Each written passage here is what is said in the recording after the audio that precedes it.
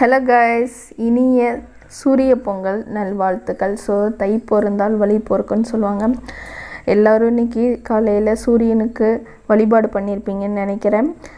மறுபடியும் இனிய சூரிய பொங்கல் நல்வாழ்த்துக்கள். ஸோ பொங்கல் வைக்கிறதுக்கு அடுப்பு ரெடி ஆகியாச்சு, விநாயகர் அப்பாவும் ரெடி ஆகியாச்சு.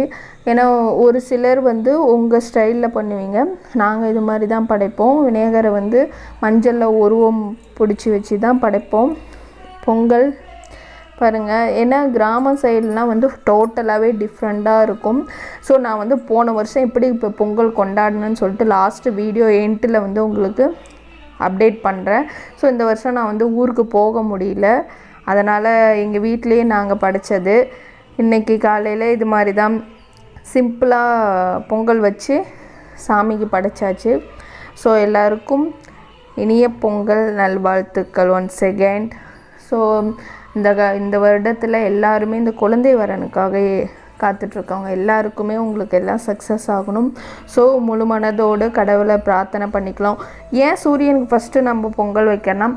இந்த உலகத்தோட உயிர் ஒளியே சூரியன் தான். ஃபஸ்ட்டு சூரியனை வழிபாடு பண்ணிட்டு தான் நாளைக்கு மாட்டுக்காக வழிபாடு பண்ணுவாங்க. ஏன் மாட்டுக்காக வழிபாடு பண்ணுவாங்கன்னா, நம்ம எப்படி நம்ம நமக்காக உழைக்கிறோம், ஆனால் அந்த பசு நமக்காக உழைச்சி கொடுக்குது. உழைச்சி தானியத்தை நாம் சாப்பிட்றோம், வெறும் சக்கையை மட்டும்தான் பசுக்கு கொடுக்குறோம்.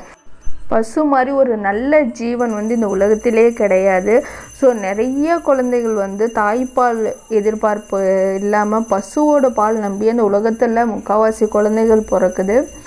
அதனால் இன்றைக்கி சூரியனை வழிபாடு பண்ணுறோம், நாளைக்கு பசுவுக்கு வழிபாடு பண்ணுவோம். ஸோ இந்த 2 நாளுமே கடவுளை நல்லா பிரார்த்தனை பண்ணிக்கோங்க. சூரிய பகவானை ரொம்ப நல்லா பிரார்த்தனை பண்ணிக்கோங்க. கண்டிப்பாக பகவான் எல்லாமே நமக்கு பேஷாக கொடுப்பாங்க. ஸோ பொங்கல் எல்லாம் ரெடி ஆகியாச்சு, வாங்க சாப்பிட்லாம்.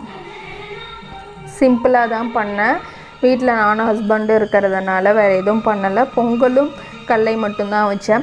ஸோ போன வருஷம் நான் எப்படி எங்கள் கிராமத்தில் நான் பொங்கல் கொண்டாடிங்கன்னு ஜஸ்ட்டு வீடியோஸ் போட்டிருக்கேன். போன வருடம் போட்ட கோலம் எங்கள் கோழினா சாப்பிட்டுட்ருக்கு பாருங்கள், சிம்பிளாக. இதுதான் எங்கள் வீடு. ஆக்சுவலாக வாசல்னு சொல்லுவாங்க கிராமத்திலலாம். வாசலில் நல்லா சாணி மொழுகி நல்லா கோலம் போடுவோம்.